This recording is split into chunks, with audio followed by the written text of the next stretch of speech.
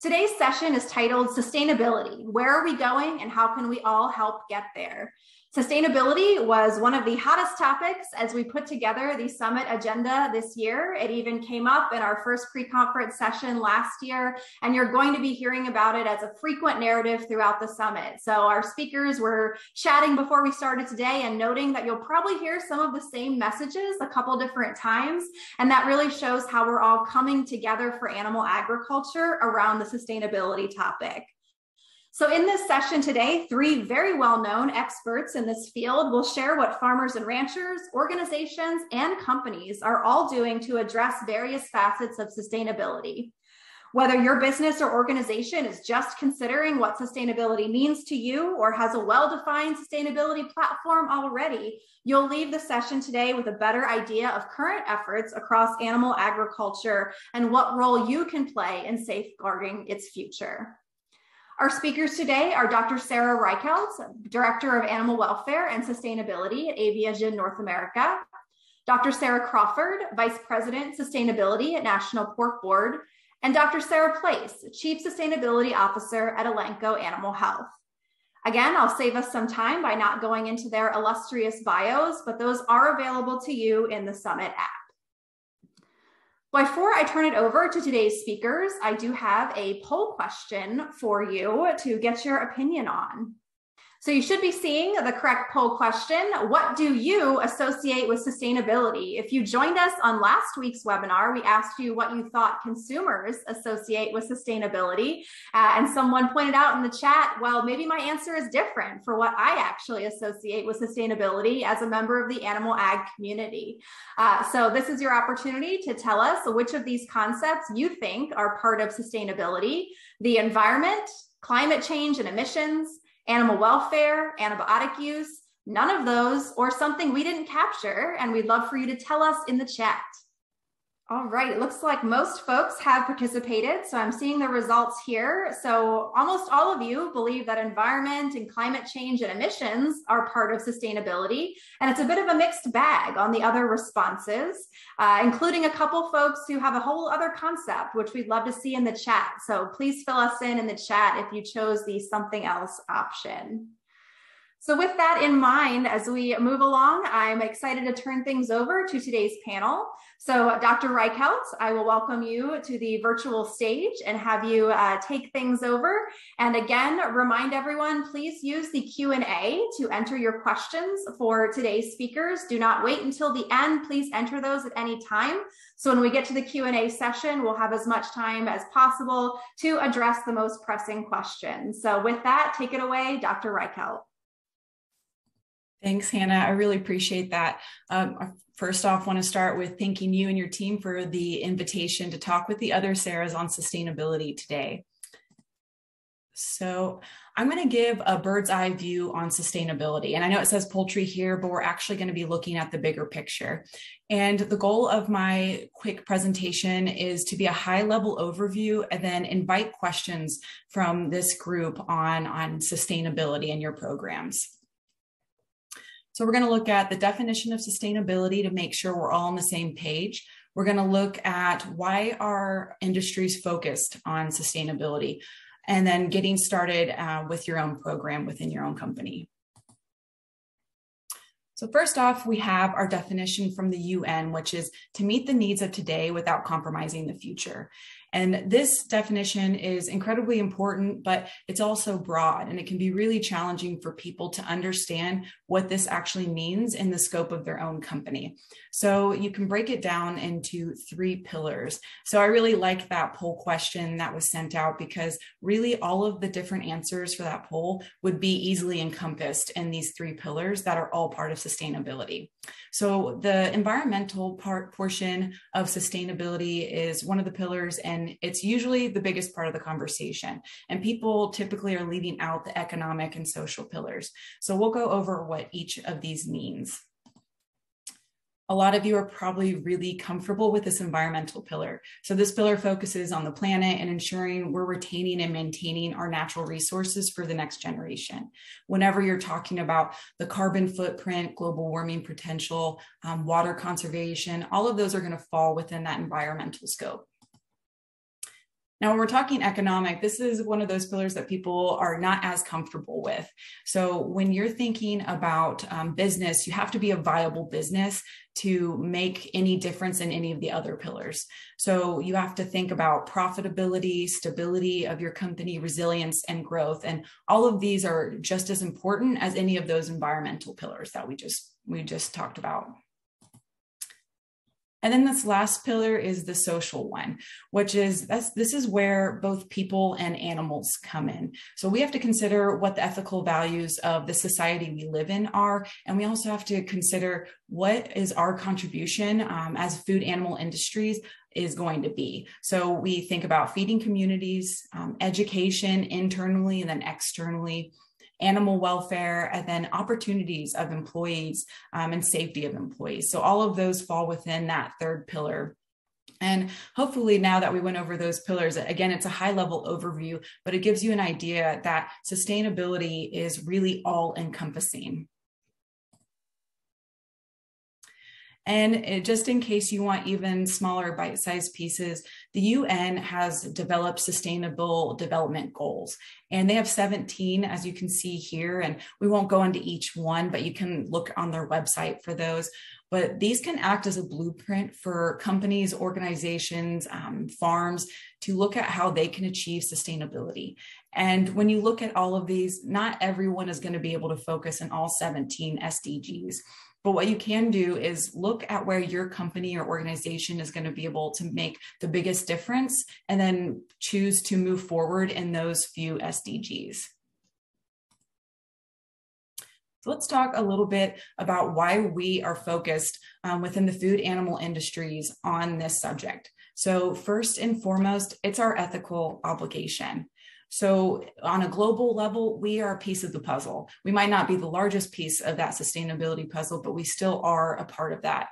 And then on top of that, we provide high quality protein to communities to eat. So when we think about that longevity of the food animal industries, we want to be able to continue to do that, whether that's 10, 20, 30 years in the future. We want to make sure that we can continue doing our jobs. Also, transparency of sustainable food production. Now, customers and consumers, as we all know, are more focused on sustainability than they ever have been.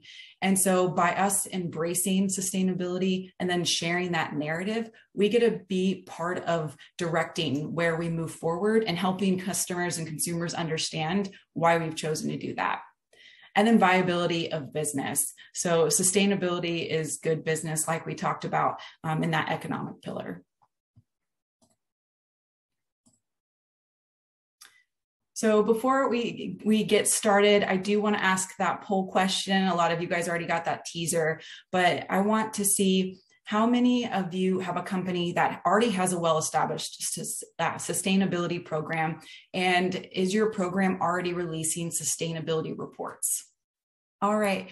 So it's actually about 50-50 almost with yes and no. So that's great. That helps me understand where everyone's baseline is at. So for those of you who your company already has that well-established program, this is going to be information you already know. You will have heard it before. But for those of you who have not heard it before, we can help at least give you the building blocks of moving forward with the program.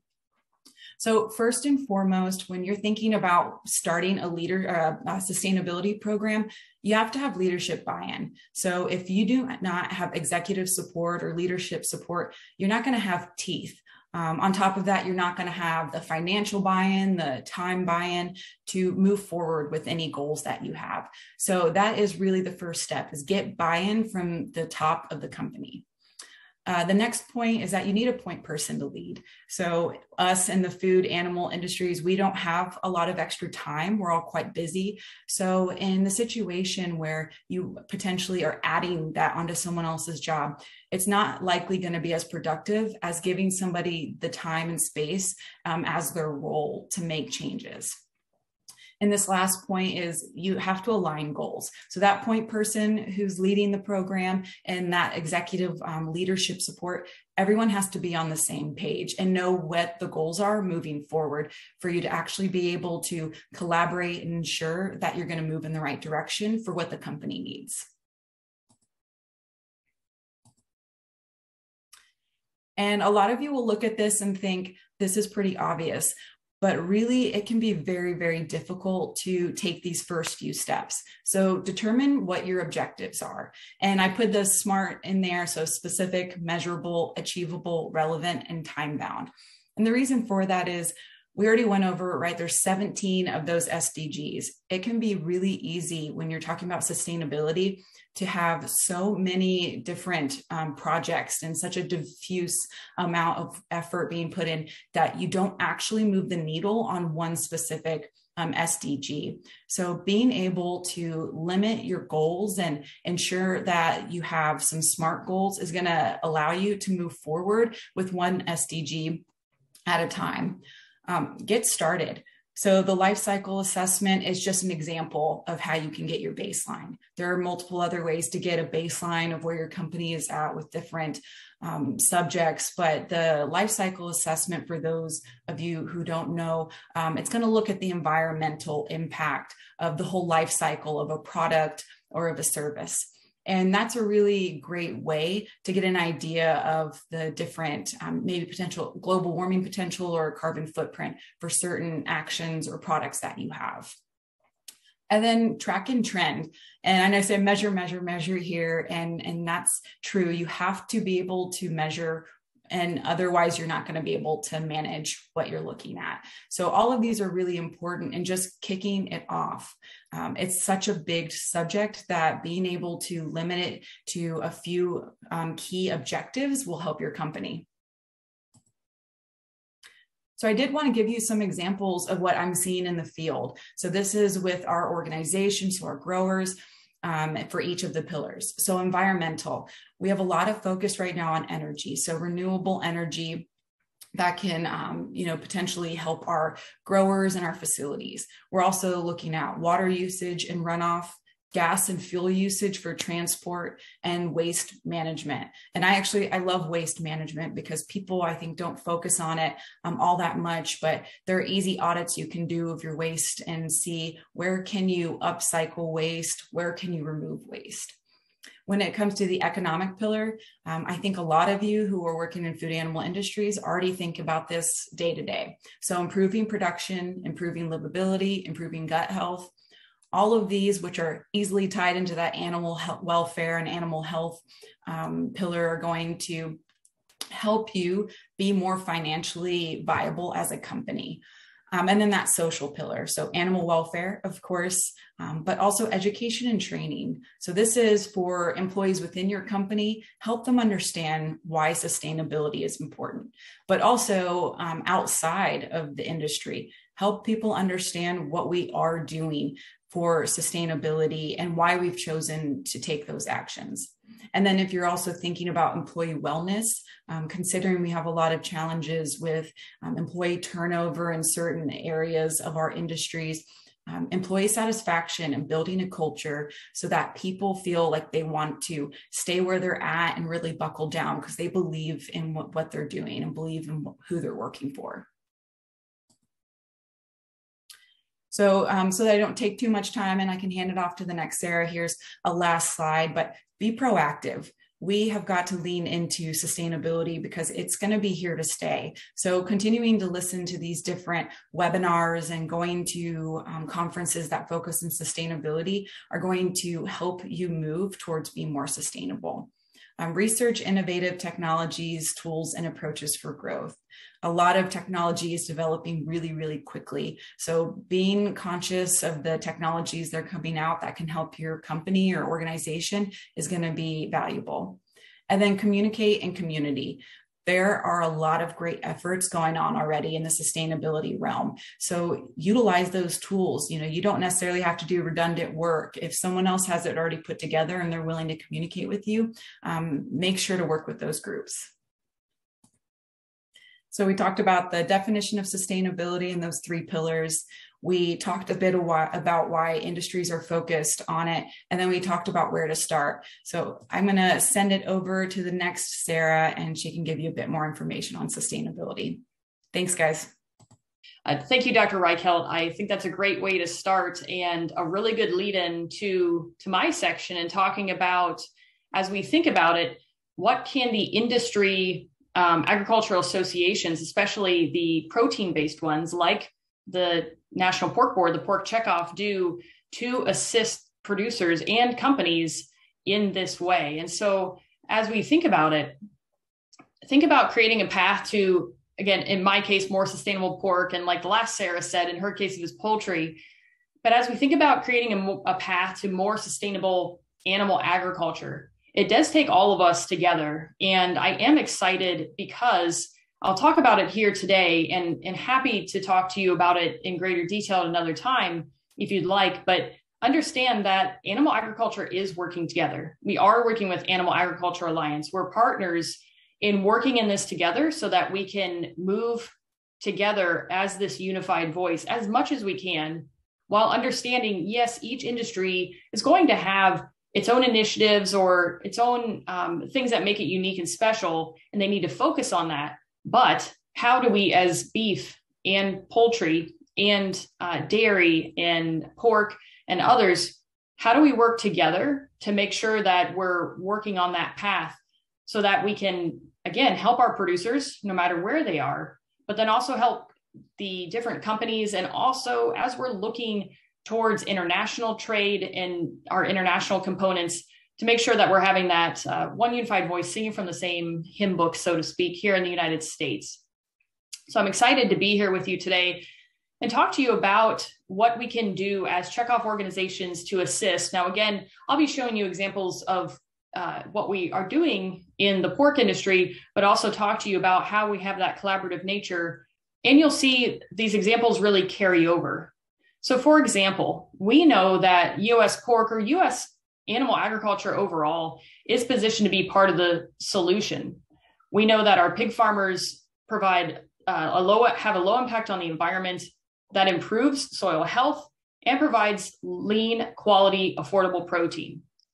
For instance, in the swine industry, we know that the EPA says that we account for about less than 0.5% of all greenhouse gas emissions. Well, that's a great story. And again, the other animal agriculture industries are also, it's low. All right. And that's a really good story to make sure that we share and we share together and say, but we know we've done a good job, but we want to keep going. We also know that we have a great resource in manure, whether it's from pigs or cattle or poultry we have that great resource that does improve soil health. So when we're talking about carbon sequestration and helping the soil hold on to nutrients and hold on to water and items like that, we've got a great story to tell there in animal agriculture. So let's make sure we share that. And as we look at that quality, affordable protein, we know that U.S. Animal agriculture products or U.S. protein products are enjoyed the world over. And so, again, making sure we can share that story. We want to make sure we can help the hunger and the fight against hunger here in the United States, but also how can we assist outside of our country, but helping people understand that we have a great product to share that has a great sustainability story. So as we think about this as agricultural industries, animal agriculture, and we look at this, we know we've had this great increase in efficiency and productivity. Now, the first Sara gave a great example of the United Nations definition of sustainability. And that's the one we at the National Pork Board use as well. It is general, but it also basically says, yeah, let's do what we need to today and take care of our generations today without sacrificing the needs of the future generations. And you have likely seen a similar graphic from other animal agriculture industries related to this. As we look at pork production, in the past 6 decades, we have decreased our land footprint by 75%. And this includes the crop side and the actual pig farming side. So that whole cycle, that life cycle analysis, like Sara had mentioned. We also reduced our water use by 25%, use 7% less energy, and have 8% fewer carbon emissions.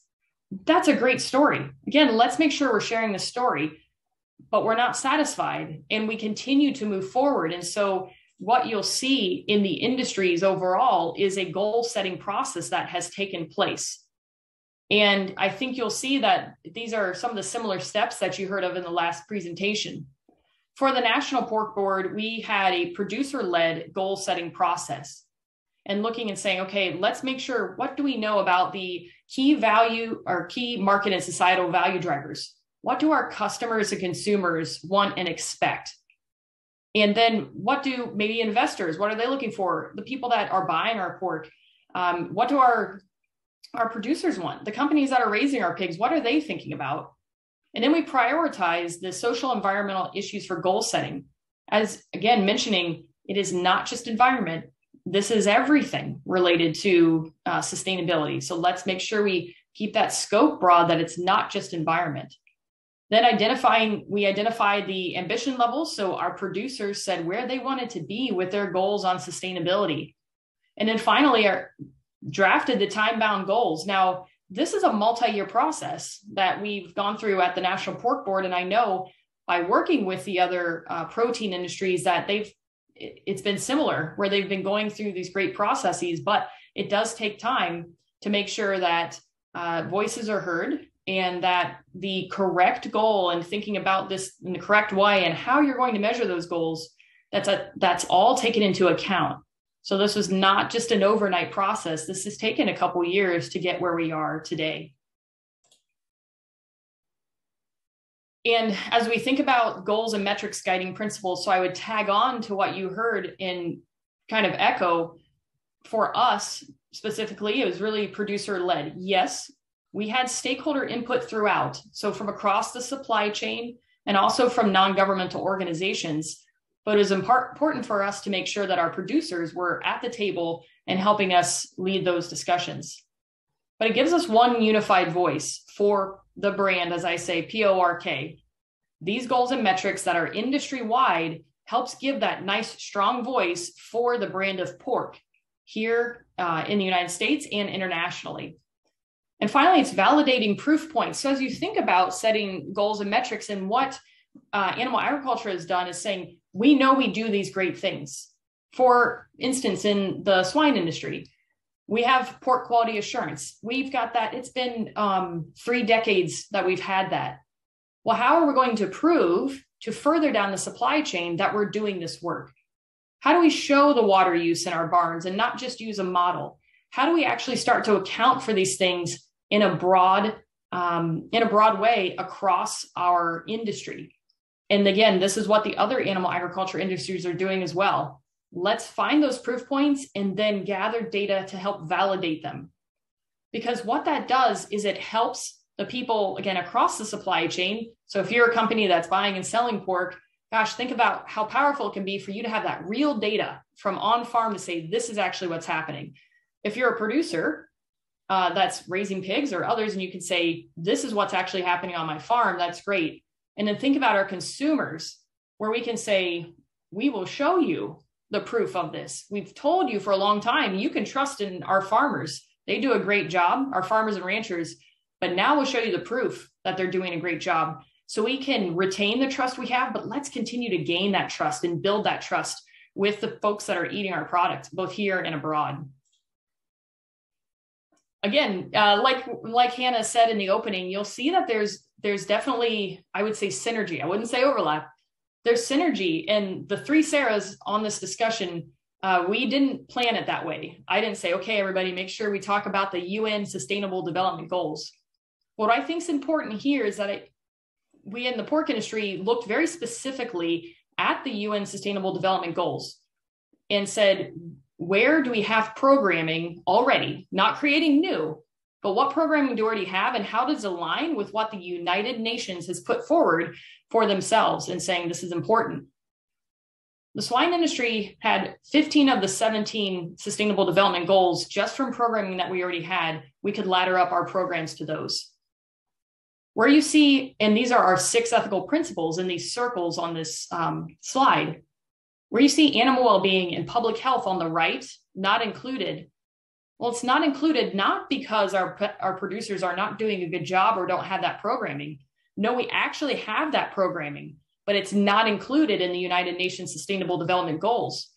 So here's an example of where specifically pork production, but as we think of our US farmers and ranchers are doing a great job, but as we look at this and analyze, then we can go back to something like the United Nations Food Systems Summit and say, actually, the United States is ahead in a lot of ways. And how do we show that?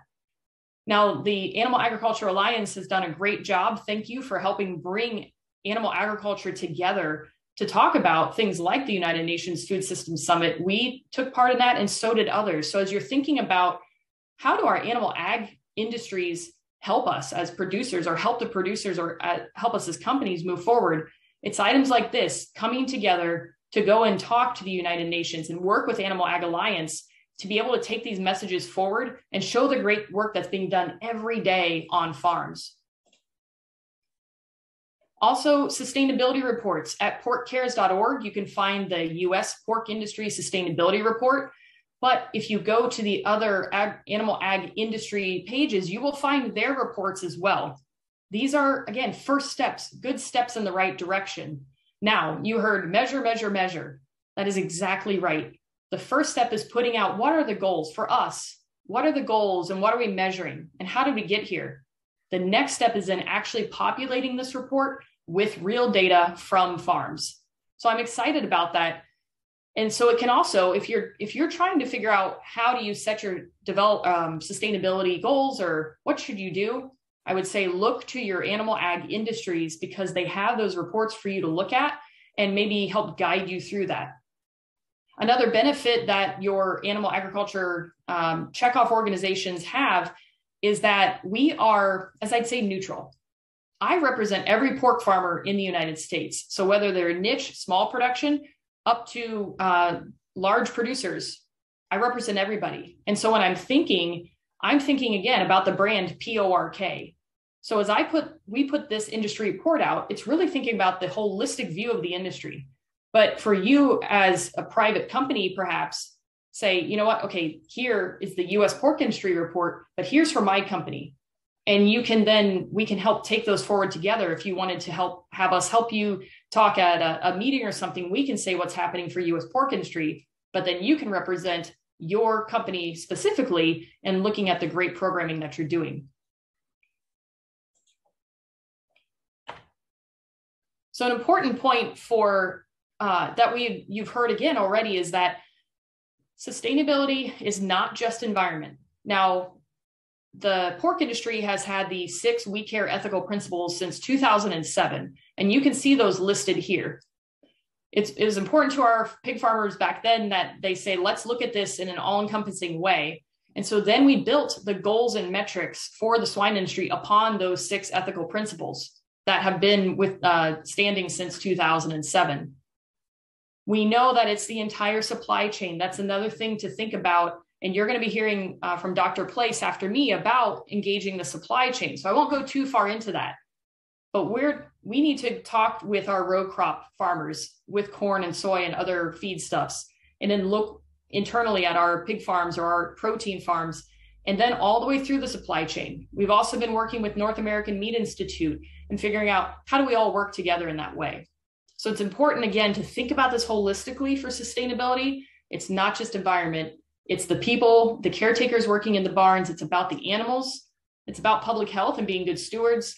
Also, food safety in our communities. And we know that our farmers and ranchers do a fantastic job in their communities, so we can share that.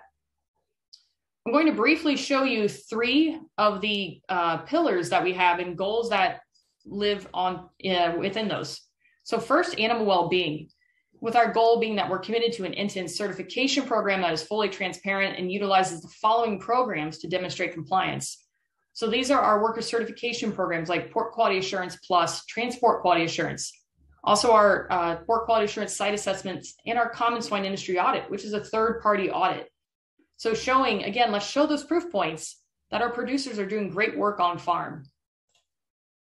So that's animals, but then we also, again, we know our people. Our caretakers are very important as they take care of our animals. So we have multiple goals here, but it's really about helping those folks in their job. Let's make sure they're safe and they have the ability to thrive in their jobs and learn. Make sure that they have training opportunities to demonstrate leadership wherever they are in their career journey.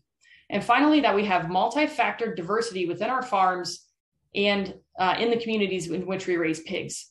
This was a really important one, looking at diversity, equity, inclusion. And our farmers added this, saying, this is really important to us. And how do we elevate that and show that we're committed to it? And then finally, environment. There are actually 4 goals on environment. So we have water use. So let's continuously improve water use efficiency. And then also water quality. Let's use practices in land use. Let's look at land use here. Practices that improve soil, land, and biodiversity while restoring our natural habitats and looking to further decrease our footprint from our 2015 life cycle analysis baseline. As we think about water quality, let's continue to improve water quality of the surrounding water bodies. This is a big discussion point if you're in the Chesapeake Bay watershed, or you're in Ohio near Lake Erie, or Raccoon River Valley in Iowa. Water quality and what we're doing with our manure is very important. So let's make sure that we're showing the good work that our producers are doing. And finally, our greenhouse gas emissions goal, which is a reduction of 40% by 2030 from our 2015 life cycle analysis baseline. So really covering all those areas. Another item that the National Pork Board is doing, and we heard the measure, is on-farm sustainability reports, where let's get real farmer data into the system. So we started working with a company called Sustainable Environmental Consultants, and they have the Eco Practices platform. You can check this out at porkcheckoff.org/sustainability, but it's funded by National Pork Checkoff. And this is actually our 2020 real farm data. So we had 47 farms participating. So this is not a representative sample of the United States swine industry. But if a producer takes part, they actually get a report like this that shows them what's happening on their farm with cover crops or their different conservation practices, how many pigs were captured in this data set. And then also on this second page, they get a lot of great information about their manure, their cover crops, their tillage practices, and their environmental outcomes. And so what you can see here, if you look at this box about 2/3 of the way down, the 47 farms that we did this process on are actually carbon dioxide equivalent emissions negative. What if our animal agriculture industries are already, CO2 neutral or negative, or carbon neutral, whatever we want to call it, GHG neutral, and we don't know it because we haven't necessarily been measuring how we need to. So the power is going to be in this data and making sure that we understand what's actually happening on farms, looking at our erosion rates and items like that. And so as we look at this, and I know there are some dairies working on this kind of work as well, and some discussions in the other animal protein sectors. So how do we do this to help show the proof of what's actually happening on farm and the good work? So what's next? As we think about animal agriculture overall, we need to continue to think, what do our producers need? How do we make them successful? How do we help our producers continue to kind of stay in the game and be able to show people the great work? So we're at the National Pork Board, we're going to continue the work of those on-farm sustainability reports I just showed you. Also, we're working on carbon market educational information. I know the beef industry's already done some of this, and I think the others have as well, but helping our producers understand this new world of carbon markets, because animal agriculture and forestry, agriculture overall and forestry are definitely a key to carbon sequestration and a big piece of this carbon market discussion. Also, we need business decision-making tools. How do we help these producers on the screen understand what they should do next? Should they install solar? Should they use cover crops? What kind of cover crops? Does it make sense to switch this out for that? So we're looking at return on investment tools that can help them in that way. And finally, a place for the data to go. So we are in a staging environment for a platform where our goals and metrics data will go to, so that we can aggregate that. Producers can use that data so they can maybe talk to lenders, or they can talk to their neighbors, or maybe for their barn permitting. But then they can also use that data, or we can aggregate the data at the national level to show the great work that producers are doing, and it'll go into our sustainability report. That's on the business side. And finally, as we look about research, folks, if you're looking to help fund research, it's very important for all of our animal agriculture industries that we're understanding the environmental aspects of the research. And as we look at it for the pork board, we're doing air quality research, both within the barn and outside of it, water quality research, as we think about the water tables and wells, soil health research, to see the great benefit that manure has and prove that. Also the nutrient cycle. So corn and soy goes to feed for our animals. That feed comes out as manure. The manure goes back to to help raise those feedstuffs. But what do we need to know more about that nutrient cycle? And then also part of sustainability too, as we think about raising animals, unfortunately, there may be times that we have events where there could be depopulation and disposal, and thinking about those at larger scale. So thinking about that for animal agriculture overall as well. So as we think of final thoughts, as we're thinking about what the checkoff organizations can do for producers and for companies, there's a lot. Remember that the checkoff organizations are there to help. They are there to take in that information and really figure out how to benefit the producers. What does the producers need to make sure that they stay competitive both here in the United States and internationally? And how do we help create materials and create programs that benefit the producers in that way, and then help companies understand? So a big part of my job is talking to companies further down the supply chain, helping them understand how pigs are raised, what we're doing in sustainability and other items like that. So that's also how checkoff organizations can be of assistance to folks that might not be raising pigs. So with that, I appreciate your time today, and I look forward to questions. And I'm going to now pass it on to Dr. Sara Place for her portion of the discussion with Elanco Animal Health. Thank you. And I appreciate that we all spell our name correctly. So this is a first to have a panel of Saras. But to kind of bring it home, I think the reoccurring themes that we've heard of these topics around sustainability, we're going to hear that again in my presentation, my remarks here. And I'll focus in a little bit more on beef and dairy and just cover the large ruminant species as we're talking about this issue of sustainability. Similar to what we heard before, right? The idea of 3 pillars, or I always like this idea of a Venn diagram, right? When we talk about sustainability, it really is about those 3 main areas. And as we've heard before, even all these items listed under each one of these domains, if you will, of sustainability are not exhaustive, right? But we're trying to balance all of these different areas at once. So we're trying to take that long-term focus, right? You heard that a few times, of meeting the needs of the present without sacrificing the ability of future generations to meet their own needs. So everything from animal welfare, the health of animals, culture and traditions, environmental footprints, so meaning things like carbon footprints, water footprints, and of course, the economic viability of producers within the value chain themselves, right? And can people afford food? We're trying to balance all of these things at once, and that's what makes this topic at times very difficult, right? And we have to have outcome-based measures, as I'll reinforce as well, to evaluate our performance in all of this. So we have these places where things overlap. We have real trade-offs, and as I've kind of listed off here, right?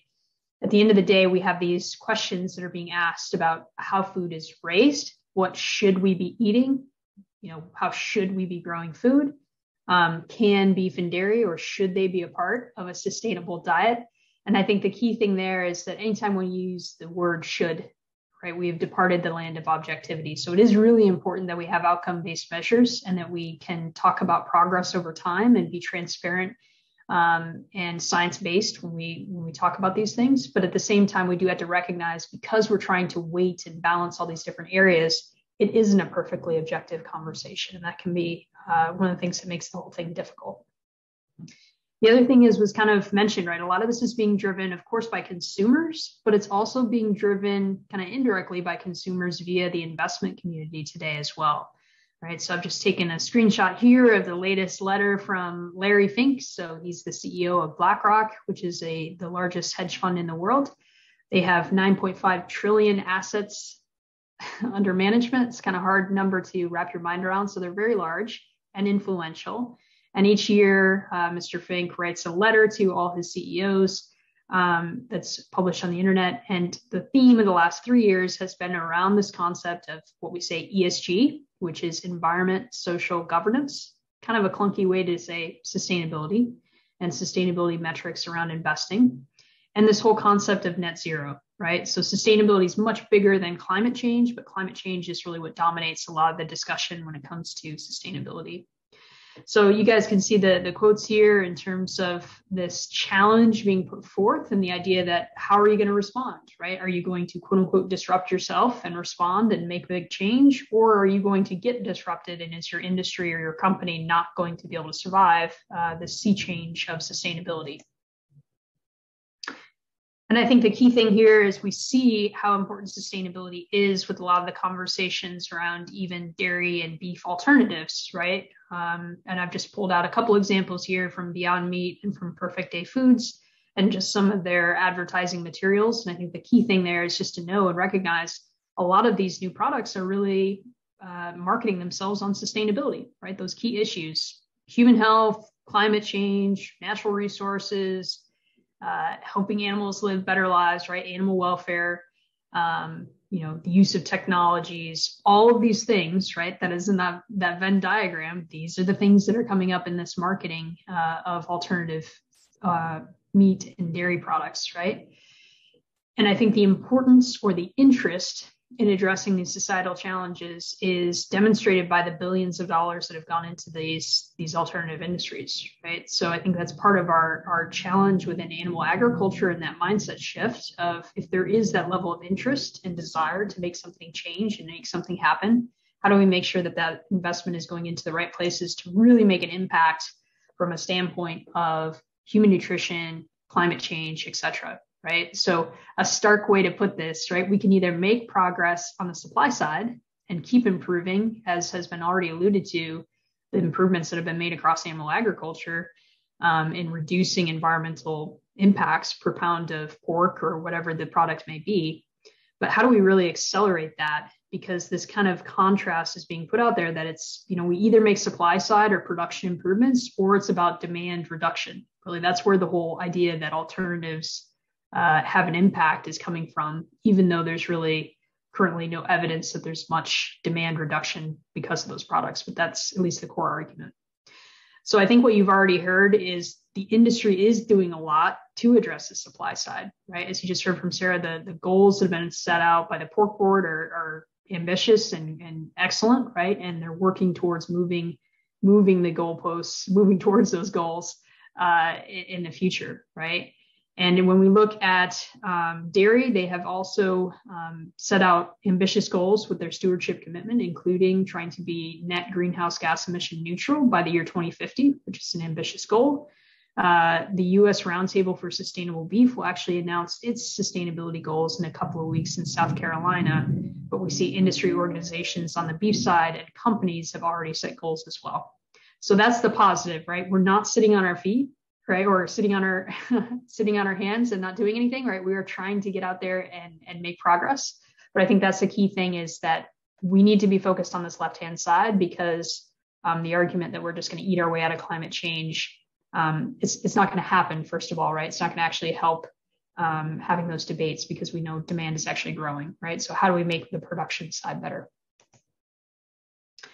And a little bit of data, right? Because I always like these kind of charts, right? Of what are the actual trends happening, right? So if we were to look at dairy cattle emissions, this is just information from the EPA. So as you heard earlier from the other two Saras about life cycle assessments, this is not life cycle assessment data. This is just truly the direct emissions from the EPA inventory. And so on the left-hand side, we're looking at million metric tons of carbon dioxide equivalents. So of all the different gases put on a carbon dioxide equivalent basis. And the light blue is enteric methane, so the cow burps portion, if you will. The darker blue is manure methane, and then that tan color is manure nitrous oxide. And then the other y-axis on the right-hand side is the annual milk production, which is shown in that kind of teal dots and line graph. So you'll see the headline at the top, right? We've made progress in terms of reducing the emission intensity, which is greenhouse gas emissions, the direct greenhouse gas emissions per pound of milk. That's excellent.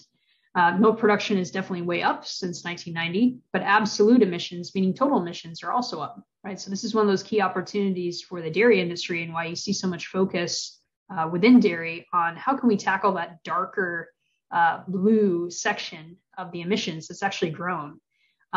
Which is the methane that comes from manure from dairy farms. And this is also a classic, great example of addressing one concern, which is water quality and making sure we have good manure management systems on dairy farms that are classified as concentrated animal feeding operations. And that's regulation requirements that are out there to make sure that we protect water quality and don't have a good manure management plan. But the side consequence of that has been, because we have manure in storage, it now produces more methane gas, right? So that's a great example of one of those trade-offs of addressing one issue, potentially creating another. And that's where you see such interest now. And okay, if we put manure in storage, how can we reduce those emissions? So a great example of the industry being proactive going forward to try to reduce those emissions.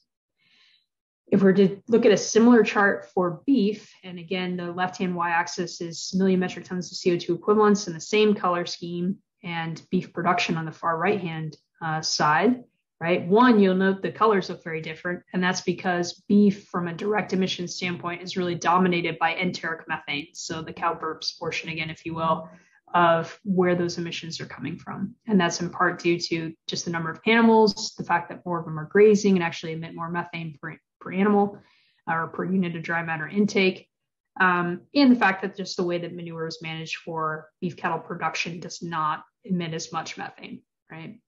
So again, we see a story of, hey, you know what, even without trying to manage for reduced emission intensity, the beef industry has also made progress of lowering the emissions per pound of beef over time. Emissions are slightly up, but again, we see those opportunities with the beef industry of how do we address that big blue chunk, right? Enteric methane, what can we do from systems perspective in terms of productivity, but then also new technologies such as methane inhibitors and others that are being researched to really address that and reduce absolute emissions. So related to this theme of measure, measure, measure, I think we've heard some great examples of some of those industry initiatives, and I think the large array of folks that are trying to do this is excellent in terms of providing more solutions for folks. We at Elanco are also looking at piloting some of this capability within the cattle feeding sector, and we've launched this pilot called UpLook, this service, which really helps carbon footprint analysis for cattle feeding customers from really a life cycle perspective, and it's kind of unique in terms of doing it on a lot by lot basis, which is the unit in which cattle are sold. So a little bit of an overview of what this service is and what it does. Basically, we take in data inputs that are commonly found on enterprise resource management software systems for cattle feeding customers, information about what kind of feed they're using, information about the calves themselves that are coming in that are starting on the finishing program, the management data, utilities, water use, etc. And we use the USDA greenhouse gas emission entity methodology plus the IPCC methodology to calculate and estimate greenhouse gas emissions by, as I mentioned, on a lot basis or for the whole operation. So we can look at this from a standpoint of truly absolute emissions, as kind of alluding to those prior slides that I shared with you, and also the carbon footprint, which is greenhouse gas emissions per unit of production, right? And the key thing here in the opportunity is that this allows our customers that are enrolled in this to really know what's under my control, right? What's happening on my operations versus what's happening from the cattle that are coming in, right? Or the feedstuffs that I'm purchasing that I don't really have any control over how they're managed, right? And that's really important to know and understand as well in terms of what levers can producers pull to try to lower emissions or lower carbon footprint, and what aspects are things that are going to require that collaboration that was mentioned earlier across the value chain and across the supply chain. So just to give you an idea of that proportionality, we see this from a standpoint of beef breed cattle, this kind of repeating theme of what these rough proportions or buckets of emissions are. So what you're looking at on the far left-hand side is just a representation. If we take the total beef carbon footprint and we think about, okay, how much is actually coming from the feed yard versus how much is associated with the calf and the cow before the animal gets to the feed yard, right? So a little bit of 101 of the US beef industry, right? Most animals start off their life on grass. They'll often go to what we call stalker phase and continue grazing after the calves are weaned, and then they'll end up in a feed yard, right? So the feed yard is roughly the last 160 days of the animal's life. So this proportionality sometimes surprises people that it's roughly an 80-20 split, the feed yard only accounting for 80% of the total emissions. But that again is just because of that larger animal for the cow that's supporting the calf, if you will, and the fact that, again, because these animals are eating a high forage diet, they actually emit more methane per unit dry matter intake in the cow-calf phase.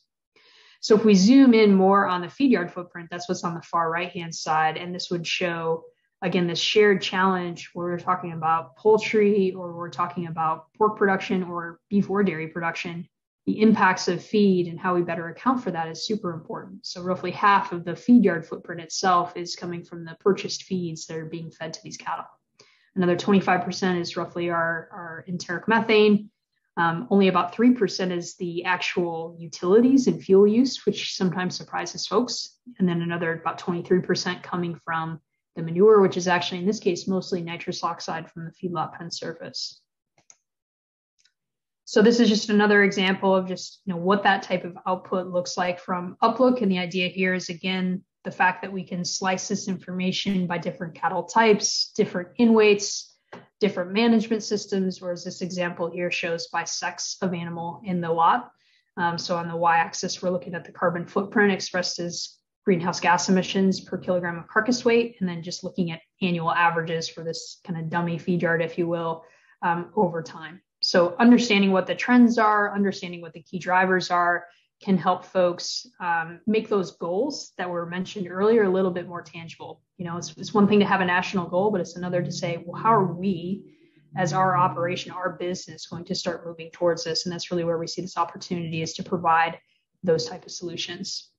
So that's the kind of the summary of Uplook. Again, this is just one of many services out there. And I think it's an exciting time of all these different solutions that are being built for our customers, but by checkoffs, for example. But I think the theme here is the same, which is it's all about where are you today, understanding your baseline. What can you actually know and understand is a driver of things like carbon footprint or water footprint, whatever the metrics may be that are being assessed in these type of processes.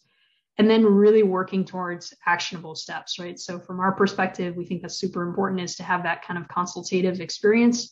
And no doubt others are seeing that too, right? This is sometimes not something that's at the top of mind of producers because they have other business realities they're dealing with. But I think when we can make these outcome-based measures more real to our business and highlight the synergies, if you will, between economics and environmental outcomes, and again, social license to operate and animal health and welfare, for example, that's really where we can hopefully build that positive flywheel of driving more positive change, right? Building upon those past successes to improve the sustainability of animal agriculture. So with that, thank you very much. Happy to be the anchor, Sara, and happy to answer any questions that may arise. Thank you so much to all three of you. And there was some Twitter chatter as well as some laughter about the sustainable Saras, and each of you bringing your different perspectives to the table. So fun to have you guys play along with that as well with the next Sara and the last Sara. So we'll try to use last names during this Q&A to keep it all straight. Well, thank you all so much for sharing those really interesting different insights, but as Sara Crawford said, not overlapping, but complementing and really reinforcing the same concepts. Please do, folks, get your questions in the Q&A box. We've got plenty of time here before we wrap up at 2:30. A few questions. I have to start things off with Dr. Reichelt. So you were the first to mention kind of the three-legged stool and the multi-dimensional aspect of sustainability. And that, of course, brings us the challenge of how do we balance those different aspects? Because we've all probably sat on a stool that wasn't quite balanced and tried to make that happen. So what is your advice for the audience? Do all three or however many dimensions your company is looking at, do they all need to be weighted equally? Is it sometimes okay to spend more chips in one area and less in another? How do you approach balance when there are so many equally important concepts to account for? Yeah, I'm glad you asked that because it can be difficult. And I think it's something that when you're looking at those original objectives, those goals, that's where you really have to start off, is understanding not all three pillars have to be your focus at once. So like you're saying, I mean, that stool might not be balanced at that time, but you're eventually going to get there. So what we've done is we talk to people throughout our company. So of course, I'm looking at it from my point of view, which is a single company, but I talk to our growers. I talk to different teams within our group, including nutritionists and producers, and found out where were their priorities at. And I think that is really helpful. And on top of that, realistically, a lot of times you can marry multiple pillars. So when you're looking at the environmental, you can often find an economic aspect to it. So a lot of times these are so hand in hand that you can say it's social, but really on the bigger picture, it's going to pertain to all three different pillars.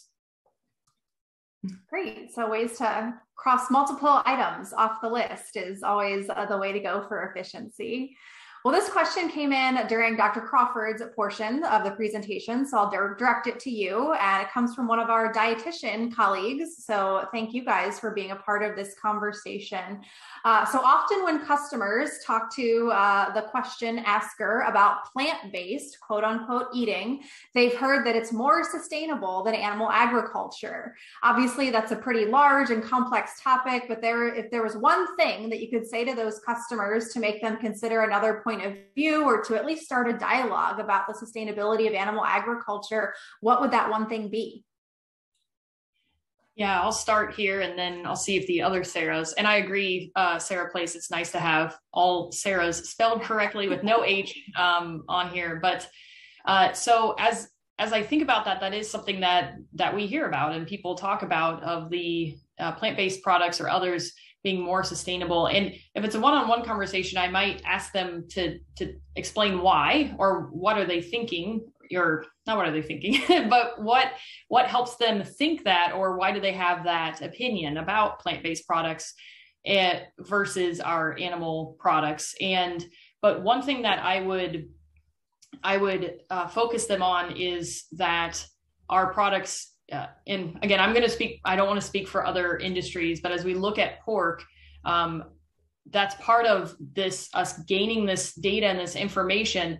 Now, I'm not saying data and information is how you win over consumers all the time, but when we can show that and say, you can have trust in us, we have all these, this sustainability program, we are doing these things, and I can show you the proof to help build that trust. And really then, as we look at it, how do we, as moving forward, how do we continue to gain that trust so that they can then understand for themselves and be able to look at it and say, okay, here are the different items, what part of this is sustainable, or where is this coming from? And from the nutrition standpoint, and we're working with Kara Belke internally, I would also look at the nutrition density of, especially, pork, but any of our animal products. Look at the nutrition density and all of those even micronutrients that are in that product, and help them understand. And you would know this better than I, as being nutrition and RD, that we're looking at the nutritional density and how do we help people understand that this fits many pieces and parts of the human dietary needs. That actually ties into another question that came in. So I'll go ahead and read that question, and then I'll give the other Saras the chance to weigh in. And I'll try not to be offended as someone with an extraneous H at the end of my name, that I don't fit in with the trend of you guys today. So again, this question ties right into what Dr. Crawford was just mentioning about nutrient density. So does the nutritional value of animal protein to humans have a larger place in the overall sustainability discussion, perhaps in connection to SDG 2, which is zero hunger? And would there be value to the animal agriculture industry to encourage that to be part of the sustainability story? So either Dr. Crawford or Dr. Reichelt, anything to add to Dr. Crawford's thoughts, or the question that I think Dr. Crawford already addressed in her comments too? Yeah, I would just briefly say, yeah, at the National Pork Board, we are looking at that, and we do ladder up to that UN Sustainable Development Goal on zero hunger, and in the future, looking at adding a goal so working on that right now, of how can we have that goal to show the great work that is being done, or what pork can do for the human diet and how it's beneficial in going towards zero hunger. So yes, I absolutely agree, and we'll continue to work on that. Yeah, I would just add that when we think about animal agriculture, I think we sometimes haven't played up the strengths from a nutrition perspective enough. And I think that's where we get into these challenges of alternatives and what really is a replacement versus not, right? And I think that's really important, back to the earlier question, that nothing is either or, and it is more about that complementary nature, and really what animal products, animal source foods are bringing to the table is that nutrient density piece, right? Bringing more nutrients per calorie, which has benefits in low income countries and high income countries, right? For different reasons. So that piece we really need to emphasize, in my opinion, because that's, at the end of the day, the whole reason for existence of all these species, right, is the fact that they can convert plants that we either don't want to consume or cannot consume into higher value products, right, with a host of co-benefits of everything else. And I think that connection there too of, between plants and animal agriculture, right, that it's not either or. Plants depend upon animals, animals depend upon plants, they all need healthy soil. That can help hopefully get us beyond these seemingly intractable debates where we're talking about things of dietary change and stuff that, quite frankly, I don't think it's ever going to happen. So it's kind of a waste of time to argue about it. Yeah, I am in agreement with that. We're omnivores, and most of us will likely continue to stay that way. And that's not to say anybody's diet is wrong, just being conscious of our industries are going to meet the market demands. And just to that first question of what do I usually talk to somebody about? And I always love those questions because I understand why they're being asked, right? We are fed a certain narrative, and that's where we have to come in and we have to share more information. So both of the other Saras talked about the nutrient background of these meats, and not all protein is made equal. Not all land is made equal. So if somebody mentions that plant-based is more sustainable, I always ask them to think about, well, is all land going to produce the same amount of protein dependent on what you're growing there? And, same thing is when we look at a ton of digestible amino acids that are coming from a meat versus a plant, though, again, not made equal. So I just try to help them understand there's so much nuance to that conversation that I see where they're coming from, but there are resources out there that help people understand what quality you're eating and quality of land use and whatnot. Yeah, those are great thoughts. And something else I wanted to emphasize from Dr. Crawford's initial response is the importance of listening to understand. The first thing you said, Dr. Crawford, wasn't, well, I've got my talking points, I'm going to launch right into them. It was, well, I want to know, why do they think that? Why have they heard that? What's their concern? Because too often, we live and breathe this. So we have a very well-defined, we think we know what their concerns are, what their motivations are. But if we don't stop to actually understand, then we could go off in this direction while their concern was over here. So I wanted to underscore that point as well, that we need to start by asking some questions and understanding what their motivations and concerns are so that we can try to address them effectively. And this next question, this conversation is just very organically evolving along with the Q&A. So Dr. Place, I believe you brought this up, so I'm going to direct it to you to start off.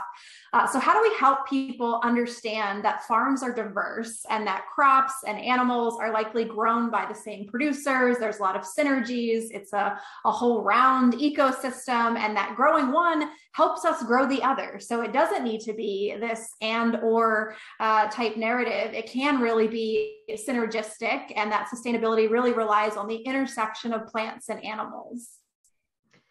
Yeah, I think there's a lot of ways you can tell that story, and depending on where you are and how that conversation is happening, right? But there's some great examples if you were to just walk around a grocery store, right, and tell those stories of how things are connected. A great example is if you thought about in the state of California, right, we have a lot of agriculture and diverse agriculture. You have a lot of dairy cattle. And what happens, if we think about producing 3 beverages somebody may have in their grocery cart, right? Like of milk and almond milk and orange juice, and the fact that actually all those things are connected, right? Because in California, we have a lot of almonds grown, about 80% of the world's almonds, and a lot of byproducts actually that come from those almonds and that production, which are almond hulls. And those are a really key part of actually dairy cow diets. They get mixed all together in our TMRs, or, you know, you could call it a cattle casserole, right? So that's part of it. And then from an orange juice perspective, we have a lot of orange production, citrus production in California as well. And all the citrus pulp that also ends up in those TMRs, those cattle casseroles. So it's a great example of where you're picking up one product and it's actually connected in the supply chain to others, right? And we could think of a whole host of other examples. So again, each industry really depends upon each other. I mean, I think the grand irony is probably a lot of the alternatives that are made from plants also have a lot of byproducts that get generated that probably get fed to animals as well, right? So it just highlights choices are good. And as was said, right, you don't want to denigrate anybody's dietary choices because that's a very personal thing. But it's also just highlighting from a supply chain perspective or an agricultural perspective, we really need all to be more sustainable. Yeah, we're definitely all in this together. So that's a great message to share. And we've kind of circled around the nutrition topic a few times. So we have a couple really great RDs that are participating in the discussion today. So we appreciate you guys being here and helping us have that conversation. And I know one of them, Kim Kircher, who had just posted in the chat a few minutes ago, she has some great content she shared about how we should view it as an option, not an alternative. So, you know, these products that are out there, whether it's an animal protein or something made from plants, it is an option. We don't need to position it as an alternative. You know, you can choose whatever you want to choose for whatever reason. It does not have to be in competition. I think that's a really great mindset to have. So Dr. Reichelt, since you started us off with this talk about definitions, I'm going to direct this question to you first. So sustainability has become a buzzword. It's just everywhere in the media. Everyone's using it. It's a marketing term now. So it's difficult to define because it is so broadly used. So how do you talk about this concept, maybe, or do you suggest using that word, or do we need to be more specific? Kind of what's in a word when it comes to sustainability? I love this question because I also work in an industry where I think a lot of us are moving towards sustainability, but there are some growing pains. So often, you know, my job, I'm talking to people and I do have to work around saying sustainability because it has a connotation. So often I will know how it relates to sustainability, but I won't mention the word at all. So I will, say we're talking about waste management. We'll talk about their problem. What issue do you have? How can we solve it? And then at the end of the conversation, once we are aligned and we know how we're going to move forward, I remind them that, hey, that was a great sustainable solution. I'm really glad we got here. And that's something I do when I'm talking with friends and family as well. So from the poultry side, of course, I work for a genetics company. I'll explain to them how we have one of our breeds is just their feed conversion ratio is amazing. And I'll talk about how that means we're using less resources. And by the end of the conversation, I would be like, yeah, it's actually one of our biggest drivers for sustainability. So I throw it in there at the end. So there's no connotation with the conversation. But I think that at the end, they need to understand how broad and all-encompassing sustainability is. But I know it has become a buzzword, so avoiding it can help you direct the conversation without somebody having preconceived notions about where the conversation is going to go. And Hannah, I would add on to that. Sarah, I'm totally aligned. And as I think about when I started my PhD in animal welfare about a dozen years ago, and if I went to our pig farmers and said, I'm doing PhD in animal welfare, they'd say, wait a minute, what? Who are you? And I said, no, I'm just trying to help you understand how, when you interact with your animals, how you work with them affects their welfare, which affects their productivity. So helping the producers see, okay, this is about productivity. It's about healthy animals doing well, and items like that. And so, you know, at National Pork Board, we've had people, pigs, and planet for years, that kind of that tagline or slogan. So I think bringing it to producers and thinking about audience. So yeah, the producer audience, I might, like Sarah saying, talk to them about, it's about people, pigs, and planet versus using the word sustainability. or as I say, it's the comma and. So it's just what Sara's saying. So talking to producer, okay, you changed out your light bulbs to LED. That's great for your energy efficiency, comma, and that reduces your greenhouse gas footprint. Oh, okay. So the comma and, as I call it, is helping bring that together for them.